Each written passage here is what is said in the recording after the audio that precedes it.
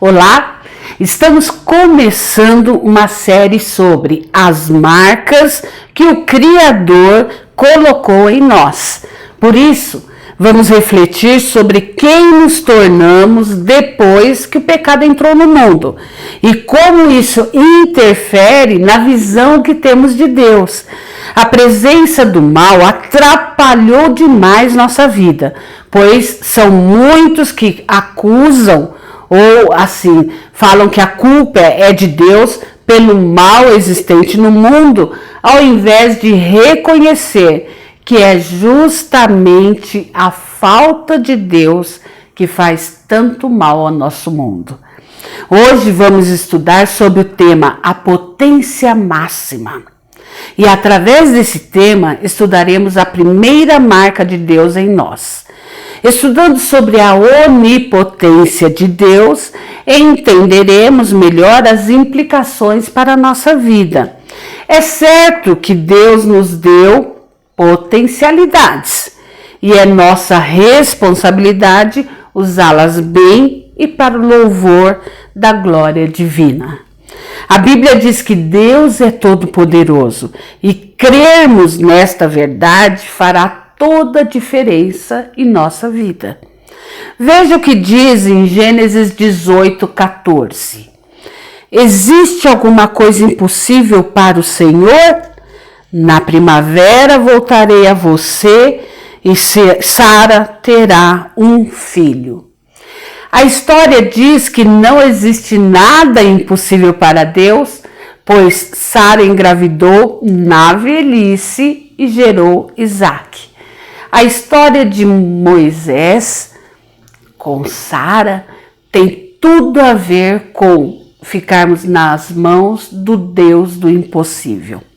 Nós sabemos e cremos que Deus é onipotente, que pode tudo, ou todo-poderoso pelos seus feitos e porque Ele diz que é.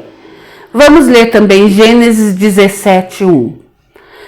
Quando Abraão estava com 99 anos de idade, o Senhor lhe apareceu e disse: Eu sou o Deus Todo-Poderoso, ande segundo a minha vontade e seja íntegro. O poder de Deus é absoluto, ele é ilimitado, é irrestrito, e isso significa que ele detém o controle sobre tudo e possui toda a autoridade. Mas veja que existe a nossa parte. Deus disse para Abraão: Eu sou o Deus Todo-Poderoso, anda segundo a minha vontade e seja íntegro. Mesmo que você não creia, sua vida e morte não serão determinadas por coisas que você faça ou deixe de fazer. E o que dizer da onipotência do Pai quanto ao dia que nascemos, quanto ao dia em que morreremos? Deus tem o controle e o Filho, Deus Pai e Deus Filho, também é onipotente. Vamos ler Apocalipse 1:8? Eu sou o Alfa e o Ômega, diz o Senhor Deus, o que é, o que era e o que há de vir, o Todo-Poderoso. Ainda que nada nem ninguém possa ser tão poderoso como Deus, Ele compartilha seu poder conosco em formas de potencialidades. Essas potencialidades podem ser emocionais, intelectuais ou comportamentais e serão uma manifestação da imagem de Deus em nós. Infelizmente, quando o pecado entrou no mundo, passamos a usar mal todas essas potencialidades que Deus nos deu. Por exemplo, pessoas quando assumem o poder, usam para oprimir outros seres humanos. Você já observou, assistindo o filme de julgamento, por exemplo, como o ser humano é parcial e julgador e muitas vezes fica do lado do errado por se sentir mais simpático à opinião do outro. Então, tudo isso foi uma consequência do pecado que estragou um pouco a imagem de Deus em nós. O poder de Deus vai muito além da nossa compreensão. Não dá para entender direitinho, mas o seu poder e a sua graça são imensuráveis. Faz com que Deus faça tudo o que Ele quer ou não faça nada que Ele não queira. E ninguém pode dizer que é prejudicado por causa da vontade de Deus, porque sua graça existe para abençoar o ser humano e levar cada pessoa a colaborar para a expansão do seu reino entre os homens e levar todos a louvarem seu nome. Somos prejudicados pelas nossas escolhas da vida. Vamos ler Romanos 11, 34 e 35? Quem conheceu a mente do Senhor? Ou quem foi seu conselheiro? Quem primeiro lhe deu para que ele o recompense?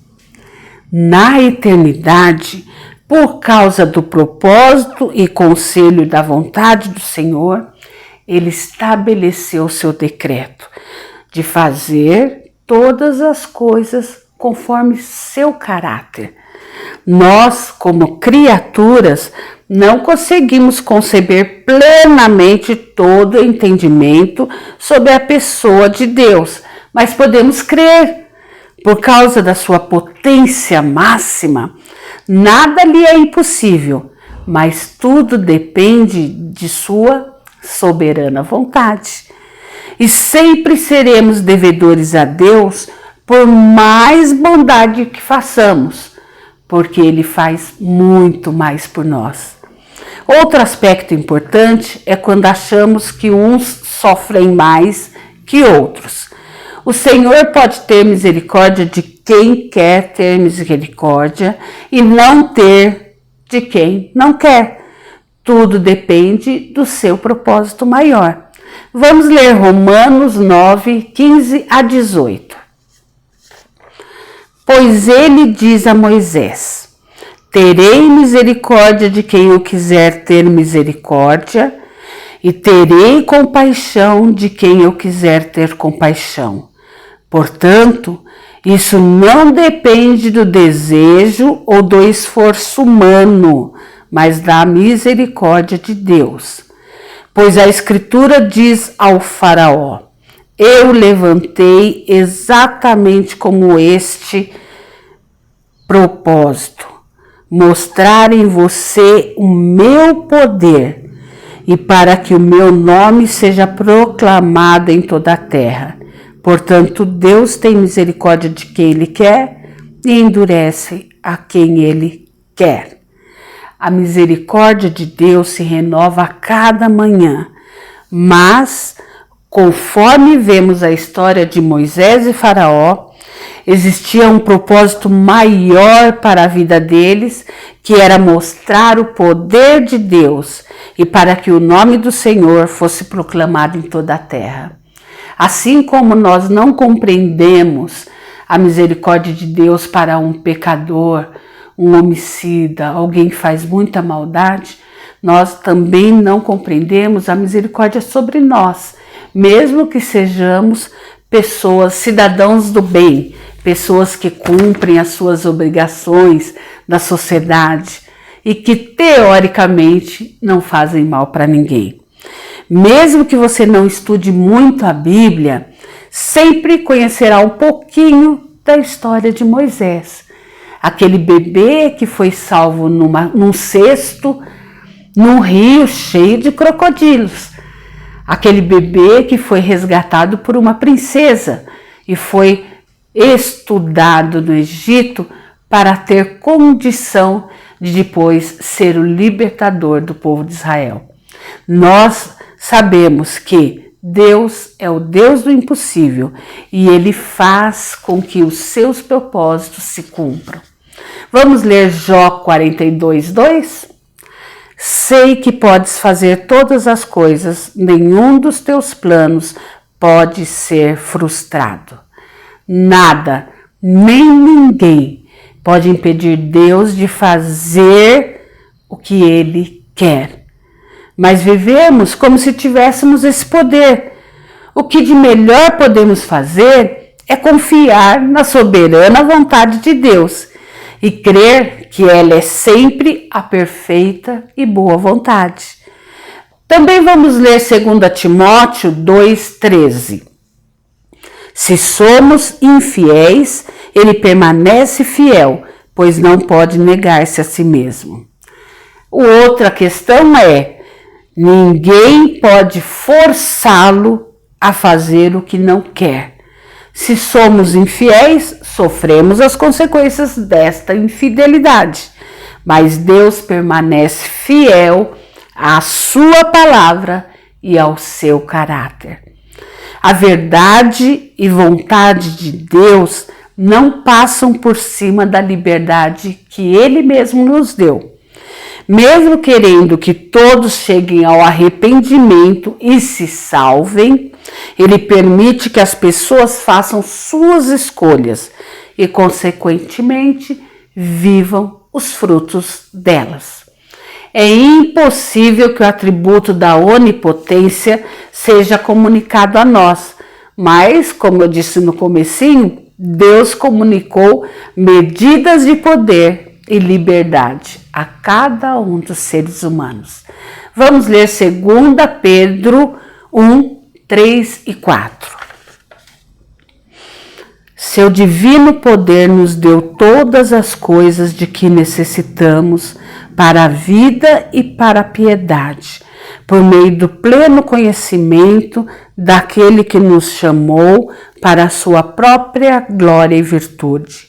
Por intermédio destas, Ele nos deu as suas grandiosas e preciosas promessas, para que por elas vocês se tornassem participantes da natureza divina e fugissem da corrupção que há no mundo causada pela cobiça.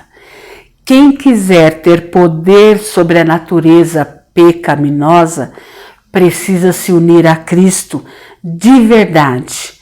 A cobiça derrubou os seres humanos desde o princípio, mas não a força da carne que vença a força de quem está em Cristo. Agora vamos continuar nesse mesmo texto e ler 2 Pedro 1, do 5 ao 8. Por isso mesmo, empenhe-se para acrescentar à sua fé a virtude, o conhecimento, ao conhecimento, o domínio próprio, ao domínio próprio, a perseverança, à perseverança, a piedade, a fraternidade e à fraternidade, o amor.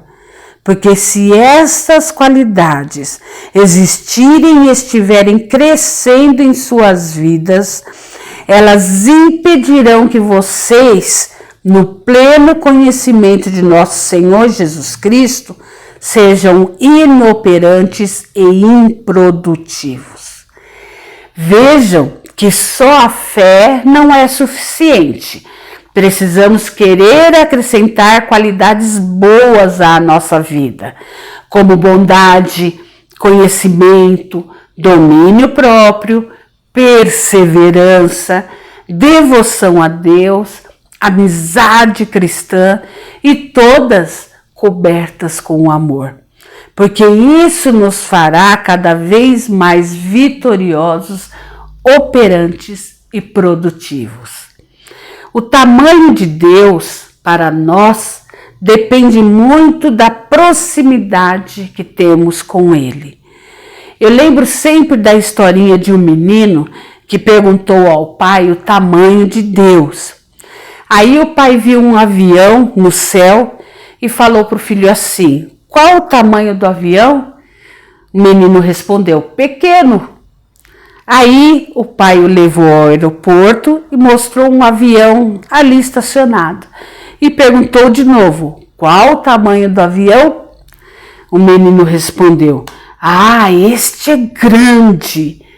Então, a depender da proximidade que estiver de Deus, você o verá maior e mais poderoso.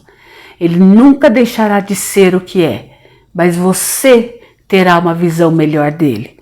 Recebemos de Deus o poder de desenvolver ciências, recebemos poder para conhecer tudo o que quisermos e até de comunicar as verdades de Deus aos outros. Mas tudo isso é de acordo com a soberana vontade de Deus e a nossa vontade humana de querer praticar as potencialidades que Deus deixou ao nosso dispor. Deus compartilha conosco poderes, mas a impressão que dá é que o único poder que queremos é aquele que não temos, a eternidade aqui na Terra. Não existimos para sermos eternos aqui, mas para viver da melhor forma possível o propósito para o qual existimos. Que possamos querer as qualidades que o apóstolo Pedro nos apresentou e buscar o poder de renovar nossa mente e conhecer a Deus a cada dia mais. Assim experimentaremos a boa, agradável e perfeita vontade de Deus. Amém?